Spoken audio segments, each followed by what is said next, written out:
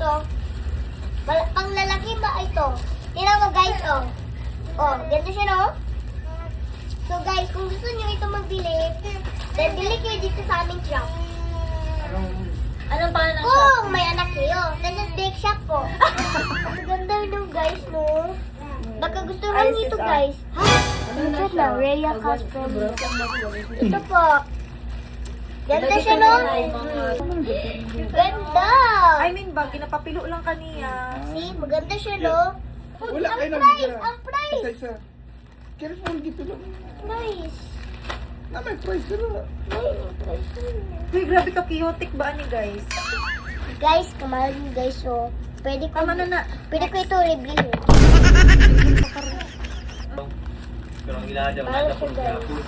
o siguro Pwede ko para ito ilugi. Ilugi sila. Lugi na ganito. Maganda siya guys. Tingnan mo guys. Kaya kasya ba nagiganda na? See, maganda no? Ito, what? Partner niya po ito. So maganda siya no? Ganda siya.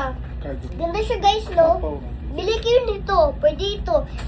I-librihin ko. Libre. Malugi ta!